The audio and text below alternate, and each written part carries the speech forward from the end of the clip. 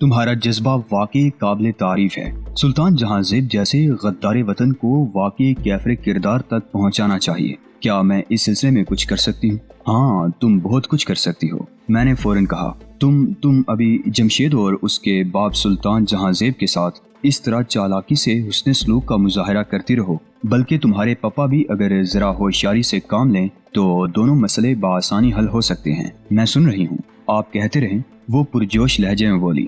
میں نے اس رات تمہارے پپا اور سلطان کی گفتگو سنی تھی۔ میں نے لمحہ بھر توقف کے بعد دوبارہ کہا، وہ خبیث تمہارے پپا کو بھی اپنے وطن دشمن مذموم مقاصد کے لیے استعمال کرنا چاہتا ہے، مگر تمہارے پپا نے حامی نہیں بھری ہے۔ لیکن اگر تمہارے پپا اس کے ساتھ شامی ہونے کی حامی بھر لیں تو ہم سلطان جہاں زیب کے خلاف بآسانی جال بن سکتے ہیں۔ میں تمہاری بات کا مطلب سمجھ رہی ہوں، وہ بولی، اور مجھے پورا یقین ہے کہ پپا اس کے خلاف کمر بستہ ہو جائیں گے۔ یہ سب ٹھیک ہے، پر میں نے جلدی سے کہا، تم سب سے پہلے اپنے پپا کو اعتماد میں لے کر اس ساری گفتگو سے انہیں آگاہ کر دو، اور اب میرا تم لوگوں سے ملنا جلنا مناسب نہ ہوگا۔ محض اشد ضرورت کے تحت ہی ہم خفیہ ملاقات کر سکتے ہیں۔ کہانی میں آگے بڑھنے سے قبل گزارش ہے کہ چینل کو سبسکرائب کرتے ہوئے گھنٹی کی علامت کو لازمی دبا دیں تاکہ اس سلسلے سے جڑی تمام ویڈیوز ڈائریکٹ آپ تک پہنچ پائیں، ورنہ ہمارا ٹیلی فونک رابطہ ہی زیادہ بہتر رہے گا۔ بالکل ٹھیک، ابھی پپا آنے والے ہیں، میں انہیں ساری تفصیلات سے آگاہ کر دوں گی۔ اپنے پپا سے بات کرنے کے بعد تم میرے موبائل پر مجھے آگاہ کر دینا، باقی باتیں فون پر ہی ہوا کریں گی، میں نے اٹھتے ہوئے کہا۔ وہ بھی اٹھ کھڑی ہوئی، اور جب میں اس سے رخصت ہونے لگا تو وہ آخر میں میری طرف گہری نگاہوں سے دیکھتے ہوئے بولی، عمران صاحب، آپ واقعی بہت اچھے ہیں۔ آپ سے مل کر پہلی بار مجھے یہ خوشگوار احساس ہوا ہے کہ میں نے آپ پر بھروسہ کر کے غلطی نہیں کی۔ Again thanks. No thanks, it's my duty, میں نے بھی جواباً مسکرا کر اس کے معصوم اور حسین چہرے کی طرف دیکھتے ہوئے کہا، اور پھر لوٹ آیا۔ صبح سے میری ملاقات کافی حوصلہ افزا ثابت ہوئی تھی۔ اس کے ذریعے میں اب سلطان جہاں زیب کے خلاف خفیہ مؤثر کارروائی کر سکتا تھا، لیکن باوجود اس کے مجھے محتاط رہنے کی بھی ضرورت تھی، ورنہ اس میں میری ہی نہیں بلکہ صبا اور اس کے پپا کی جانوں کو بھی خطرہ لاحق ہو سکتا تھا، کیونکہ سلطان جہاں زیب ایک عیار اور چالاک انسان تھا۔ وہ اپنے سائے سے بھی محتاط رہنے کا عادی تھا، مگر سیٹھ اصغر چونکہ اس کی گرفت میں تھا، اس لیے سلطان کو اس پر کسی قسم کا شبہ نہیں ہو سکتا تھا کہ جو پہلے ہی اس کے ہاتھوں بلیک میل ہو رہا ہو، اس کے خلاف کسی بھی قسم کی کارروائی کی جرات نہیں کر سکتا تھا۔ اس لیے میں نے یہی سوچا تھا کہ سیٹھ اصغر کے ذریعے سلطان جہاں زیب کو پھانسنے کی کوشش کروں۔ میں نے اس دن ذیشان سے مل کر اسے یہ ساری حقیقت بتا دی۔ پہلے تو وہ حیران ہوا، پھر اس نے کھلے دل کے ساتھ میری تعریف کرتے ہوئے حوصلہ افزائی بھی کی۔ عمران، قسمت تمہارا ساتھ دے رہی ہے، اب ہم ان دونوں باپ بیٹی کو سیڑھیاں بنا کر بآسانی سلطان جہاں زیب کی شہرت تک پہنچ سکتے ہیں، لیکن ذرا محتاط ہو کر، ورنہ بنا بنایا کھیل بگڑ جائے گا۔ میں نے اس بات میں سر ہلایا اور بولا، اب مجھے صبا کے فون کا انتظار کرنا ہے۔ وہ آج رات اپنے پپا کو ساری باتوں سے آگاہ کرے گی اور سیٹھ سے رابطہ کر کے بتائے گی۔ تمہارا کیا خیال ہے؟ سیٹھ اصغر اپنی بیٹی کی طرح تم سے تعاون پر رضامند ہو جائے گا؟ ذیشان نے پوچھا تو میرے ہونٹوں پر بے اختیار معنی خیز مسکراہٹ دوڑ گئی۔ بالکل 100% یقین ہے مجھے، میں نے مستحکم لہجے میں کہا۔ وہ خود بھی سلطان جہاں زیب کی شکنجے سے اپنی گرفت بچانے کی فکر میں ہے، بلکہ اس کی وعدہ خلافی اور اس روز میری شبینہ کارروائی پر وہ بھی میری حکمت عملی پر بھروسہ کرے گا۔ کیا تم نے یہ نہیں سوچا کہ ہو سکتا ہے سیٹھ اصغر ان ساری باتوں سے سلطان جہاں زیب کو آگاہ کر دے اور پھر وہ پنجے جاڑ کر تمہارے پیچھے پڑ جائے؟ ذیشان نے خدشہ ظاہر کرتے ہوئے کہا، اس طرح وہ خود اپنے پیروں پر کلہاڑی مارے گا۔ اگر اس نے ایسا سوچا بھی تو اس کی بیٹی صبا اپنے باپ کو ایسا خطرناک قدم اٹھانے بھی ہرگز نہیں دے گی۔ دیکھیں پھر صبا تمہیں کال کر کے اپنے باپ کا کیا اندیا دیتی ہے، وہ پرخیال لہجے میں بولا۔ پھر اس رات تقریباً 10 بجے کے قریب صبا کے بجائے سیٹھ اصغر نے موبائل پر مجھ سے رابطہ کیا۔ بیٹے عمران، مجھے میری بیٹی نے سب بتا دیا ہے۔ اس کی آواز میں واضح طور پر لرزش تھی۔ میں تمہارا ہر طرح سے ساتھ دینے کو تیار ہوں اور تمہارا احسان مند بھی ہوں۔ انکل، آپ بے فکر ہیں، اگر آپ کا ساتھ رہا تو میں نہ صرف سلطان جہاں زیب سے آپ کے خلاف وہ سارے ثبوت حاصل کر لوں گا بلکہ اسے بھی کیفر کردار تک پہنچا کر ہی چھوڑوں گا، میں نے پختہ لہجے میں کہا۔ مگر بیٹے ذرا احتیاط کرنا، میری گردن اس کے شکنجے میں پھنسی ہوئی ہے، وہ متوحش لہجے میں بولا۔ سب ٹھیک ہو جائے گا انکل، آپ اللہ سے دعا کریں، میں نے کہا۔ اور ہاں، آپ کی بیٹی صبا نے آپ سے ایک وعدہ بھی لیا ہوگا، میں نے آخر میں پوچھا۔ وہ جلدی سے بولے، ہاں بیٹا، میرا یہ وعدہ ہے کہ میں آئندہ غیر قانونی اسمگلنگ سے ہمیشہ کے لیے ताइब हो जाऊंगा। बस बेटा, तुम एक बार मेरी बेटी को और मुझे इस शैतानी चुंगल से छुड़वा लो। मुझे अपने किए की बहुत सजा मिल गई। वैसे मुझे सबा बेटी ने बता दिया था कि तुमने उस रात। प्लीज अंकल, इस बात को रहने दे। मैंने अचानक उसकी बात काटी। अब आपको चालाकी से काम लेना होगा। सबा ने आपको बता दिया होगा। हाँ हाँ, उसने मुझे सारी बात समझा दी है बेटा। तुम जैसा कहोगे मैं वैसा ही करूँगा। वो पुरजोश लहजे में बोला। बस तो फिर ठीक है, सबसे पहले आप उसके साथ काम करने की हामी भर लें, मगर इस तरह कि उसे जरा भी शुबा न हो कि आप चालाकी चल रहे हैं। इसकी तुम फिक्र ना करो। मैं एक बेटी के मजबूर बाप की भरपूर अदाकारी करके उसे शीशे में उतारने की कोशिश करूंगा। ठीक है अंकल, पहले ये मरहला तय कर लें और मुझे फोन पर राब्ता करके बता दीजिएगा। फिर आगे के लाहे अमल से भी मैं आपको आगाह करता जाऊंगा। इमरान बेटे, मैं तुम्हारा किस मुंह से शुक्रिया अदा करूं। तुम अगर चाहते तो मुझे गैर कानूनी स्मगलिंग के जुर्म में फौरन अंदर भी करवा सकते थे, मगर इसके बरक्स तुमने हमारी मदद की ठानी। वो ममनूनियत भरे लहजे में बोला। अगर आपने सच्ची नीयत के साथ स्मगलिंग जैसे कभी कारोबार से तौबा कर ली है तो इससे कहीं ज्यादा बेहतर है कि मैं आपको बचाने की कोशिश करूं, क्योंकि आपकी गिरफ्तारी से आपकी बेटी भी बिला वजह मुसीबत का शिकार हो जाएगी। मैंने तशफ़ी आमेज लहजे में कहा तो उसकी रक्त आमेज आवाज उभरी। तुमने वाकई मेरा बेटा बनकर मुझे सहारा दिया है। तुम बेफिक्र हो। न सिर्फ मैं अपने जाती मफाद की खातिर तुम्हारा साथ दूंगा, बल्कि सुल्तान जहांजेब जैसे गद्दार वतन के खिलाफ भी मैं तुम्हारे साथ हूँ। और जब तक ये वतन फरोश कैफे किरदार तक नहीं पहुँच जाता, मैं तुम्हारा साथ नहीं छोड़ूंगा। ये हुई ना बात। बस अब आप वही करें जो मैंने कहा है और इसके बाद फौरन मुझे आगाह कर दें। मैंने कहा, मैं आज रात ही उससे जाकर एक मुलाकात करता हूँ। वो बोले। इसके बाद मैंने खुदा हाफिज कहकर मोबाइल ऑफ कर दिया। मुझे अब सेठ असगर की कॉल का इंतजार था। वो रात गुजर गई। मुझे हैरत थी कि सुल्तान जहांजेब ने उस रात वाली कशाकशी का कोई रद्द-ए-अमल जाहिर न किया था। न अखबारात में कोई खबर लगी थी और न पुलिस में ही रिपोर्ट दर्ज करवाई गई थी। इसका मतलब था कि सुल्तान जहांजेब को अपनी ताकत और अपने आदमियों की खुफिया कार्रवाई पर ज्यादा ही घमंड था। अगरचे मेरी इस तरह की कार्रवाई से वो हद दर्जे मोहतात हो सकता था, मगर मैं भी उससे ज्यादा मोहतात होकर और फूंक फूंक कर कदम रखना चाहता था। यही वजह थी कि मैं अब खुद को सेठ असगर और उसकी बेटी सबा से दूर रखना चाहता था, क्योंकि उस रात वाली मेरी मुहिम जोई के बाद से सुल्तान जहांजेब का शुबा लामहला सेठ असगर पर ही जा सकता था और फिर मेरे इसके यहाँ आने जाने से उसका शक यकीन में बदल सकता था। सुल्तान जहांजेब गैर मामूली तौर पर ठिठका हुआ अय्यार और सफाक शख्स था। उसे अगर अपने साय पर भी शुबा हो जाता तो वो बिला देर उसे भी गोली से उड़ा देने की कोशिश करता।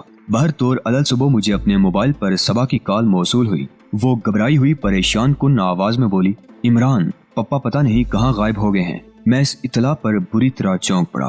वाट, कब और कैसे हुआ ये? वो रात से गायब हैं। वो मुतवहश लहजे में बोली। जब वो सुल्तान जहांजेब से मुलाकात करने गए थे मगर अब तक नहीं लौटे हैं। मैंने सुल्तान जहांजेब के बेटे जमशेद से भी फौरन राब्ता किया था, मगर उसने लाइल्मी का इजहार किया। फिर मेरी उसके डैडी सुल्तान जहांजेब से भी बात हुई। जब उन्होंने भी इस बात से साफ इनकार किया तो मुझे भी गुस्सा आ गया।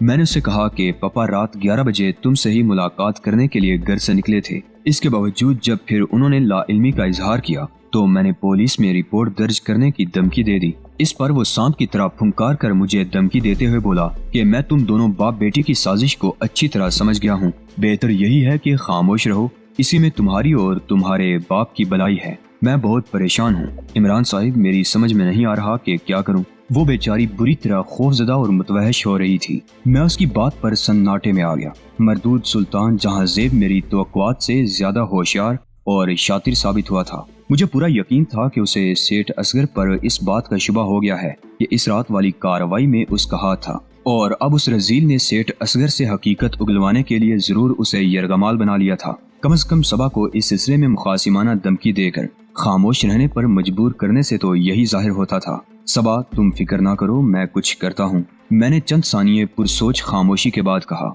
तुम अब ऐसा ही करो जैसा सुल्तान जहांजेब ने कहा है, और हाँ, मुझसे राब्ता करने के लिए टेलीफोन सेट हरगिज इस्तेमाल ना करना, बल्कि अपने मोबाइल से बात करना। उसने यकीनन तुम पर भी कड़ी निगरानी कर रखी होगी। ना ही तुम मुझसे मिलने की कोशिश करोगी, और हाँ, तुम अपने गिरदो पेश से होशियार रहना। इमरान, वो कहीं मेरे पापा को किसी किस्म का नुकसान ना पहुंचा दे। प्लीज कुछ करो। वो रूहानसे लहजे में दोबारा बोली। मैं उसे तसल्ली देते हुए बोला, तुम हौसला करो, मैं खुद जाकर देखने की कोशिश करता हूँ कि ये क्या मामला है। Okay, be careful. یہ کہہ کر میں نے موبائل آف کر دیا۔ میری کنپٹیاں بری طرح سنسنا رہی تھیں، دل و دماغ میں زبردست پکڑ دکڑ ہونے لگی۔ میں نے فوراً لباس تبدیل کیا، پھر اپنی ریڈی میڈ میک اپ کٹ اٹھائی، پستول جیب میں رکھا اور سب سے پہلے ذیشان کے ہاں پہنچا۔ میں نے دانستہ گر سے اپنا حلیہ بدلنے کی کوشش نہ کی۔ میں جیپ کو آندھی طوفان کی طرح اڑاتا ہوا ذیشان کے ہاں پہنچا۔ اسے ساری صورتحال سے آگاہ کرنے کے بعد بولا، ذیشان، وہ کمینہ سلطان جہاں زیب ہماری توقعات سے زیادہ ہوشیار اور چالاک ثابت ہوا ہے۔ میں اپنی جیپ ادھر ہی چھوڑے جا رہا ہوں، تم میری کامیابی کی دعا کرنا، میں بھی تمہارے ساتھ چلوں گا۔ وہ پریشان ہو کر بولا، نہیں، یہ کام سردست میرے اکیلے ہی کے کرنے کا ہے، وقت کم ہے۔ میں نے اجلت آمیز جوش سے کہا، پھر اپنا ریڈی میڈ میک اپ کھول کر چہرے کی لپا پوتی کرنے لگا۔ ذرا ہی دیر کے بعد میں اپنے گرد و پیش پر محتاط نگاہ ڈالتا ہوا ذیشان کے گھر سے نکلا۔ خاصی دور جا کر ٹیکسی پکڑی، پھر اسے گلبرگ چلنے کا کہہ کر اس میں سوار ہو گیا۔ ٹیکسی نے گھنٹے بعد مجھے گلبرگ کے علاقے میں اتار دیا۔ یہ دن کے 12 بجے کا وقت تھا۔ میں نے ٹیکسی والے کو کرایہ دے کر فارغ کیا۔ میں دانستہ سلطان جہاں زیب کی کوٹھی سے چند بلاک دور ہی اترا تھا۔ بھرطور میں نے قدم بڑھا دیے۔ اس بار سلطان جہاں زیب کی کوٹھی کی طرف قدم بڑھاتے ہوئے مجھے عجیب سی بے قلی کا احساس ہو رہا تھا۔ مجھے 100% یقین تھا کہ سیٹھ اصغر کو سلطان جہاں زیب نے ہی یرغمال بنا رکھا تھا،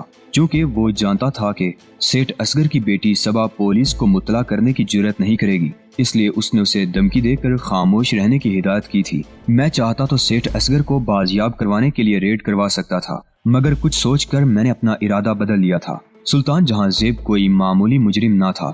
وہ نہ صرف صاف بچ جاتا بلکہ بعد میں وہ سیٹھ اصغر اور صبا کے لیے مصیبت کھڑی کر سکتا تھا۔ اتنا تو مجھے بھی یقین تھا کہ سیٹھ اصغر کو وہ جانی نقصان نہیں پہنچا سکتا۔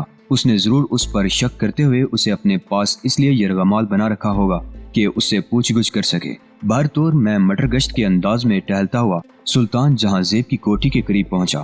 سیٹھ اصغر یقیناً گزشتہ شب اپنی کار میں ہی گیا ہوگا، لہٰذا اس کی کار کا وہاں موجود ہونا لازمی امر تھا۔ میں جیسے ہی مطلوبہ کوٹھی کے قریب سے گزرنے لگا تو کوٹھی کا آہنی گیٹ کھل گیا۔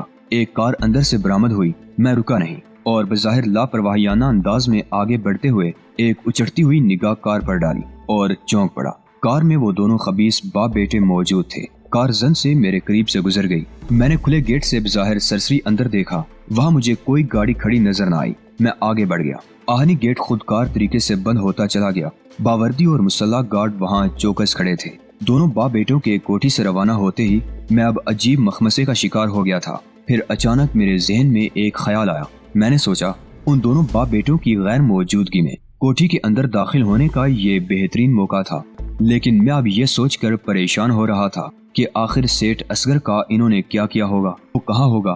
پہلی بار مجھے اس کی طرف سے تفکر آمیز تشویش لاحق ہونے لگی تھی۔ میں اب ان عوامل پر غور کرنے لگا کہ آیا سلطان جہاں زیب سیٹھ اصغر کو جانی نقصان پہنچانے کی ہمت کر سکتا تھا یا نہیں۔ اگر خدا نخواستہ وہ ایسا خطرناک یا جان لیوا قدم اس کے خلاف اٹھاتے بھی ہیں تو کیا دونوں باپ بیٹوں کے وسیع تر مفاد میں یہ بات مناسب ہوتی؟ شاید نہیں۔ بیک وقت میرے دل و دماغ نے گواہی دی، کیونکہ اگر یہ لوگ سیٹھ اصغر کو کسی قسم کا جانی نقصان پہنچانے کی کوشش کرتے ہیں تو ان کے حق میں صورتحال بگڑ سکتی ہے۔ اس لیے یہ بات سلطان جہاں زیب بھی جانتا تھا کہ سیٹھ اصغر کی بیٹی صبا کو اچھی طرح معلوم تھا کہ اس کا باپ گزشتہ شب سلطان جہاں زیب سے ہی ملنے گیا تھا، لہٰذا اسے جیسے ہی یہ پتا چلتا کہ اس کے باپ کا خدا نخواستہ خون کر دیا گیا ہے تو وہ یکدم مشتعل ہو کر ان کے خلاف پولیس میں رپورٹ درج کروا سکتی ہے۔ یوں جمشید بھی صبا کو حاصل کرنے سے محروم ہو سکتا تھا، لہٰذا اس طرف سے بے فکر ہونے کے بعد میں مطمئن ہو گیا۔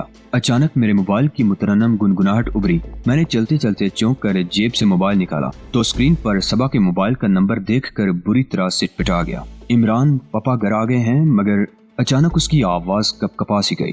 ہاں بولو صبا، انکل ٹھیک تو ہے نا؟ تم چپ کیوں ہو گئی؟ میں نے جلدی سے پوچھا۔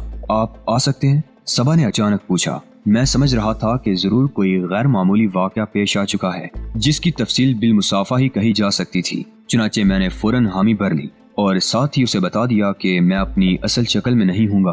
بہرطور اس کال کے بعد اب میرا یہاں مٹر گشت کرنا بیکار ہی تھا۔ میں سیٹھ اصغر سے بالمصافہ ملنا چاہتا تھا۔ میں نے سپہر 4 بجے کی ملاقات طے کی اور واپس لوٹ گیا۔ مقررہ وقت پر میں سارنگ ہاؤس پہنچا تھا۔ قریب سے مطمئن ہو کر میں اندر داخل ہوا۔ چوکیدار مجھے نہ پہچان سکا تھا، مگر صبا نے اسے ہدایت کر رکھی تھی۔ وہ مجھے سیدھا ڈرائنگ روم میں لے گیا۔ ذرا ہی دیر بعد صبا حیران و پریشان نمودار ہوئی۔ میں اٹھ کھڑا ہوا۔ صبا، خیریت تو ہے نا؟ انکل کہاں ہیں؟ میں نے بے چینی سے پوچھا۔ آؤ میرے ساتھ۔ وہ میری بات کا جواب دیے بغیر بولی اور ایک ملحقہ کمرے کے دروازے کی طرف بڑھ گئی۔ میں اس کے عقب میں ہو لیا۔ میں صبا کے عقب میں چلتا ہوا مذکورہ کمرے میں پہنچا تو بری طرح ٹھٹک گیا۔ سامنے ایک جہازی سائز بیڈ پر میں نے سیٹھ اصغر کو لیٹے ہوئے پایا۔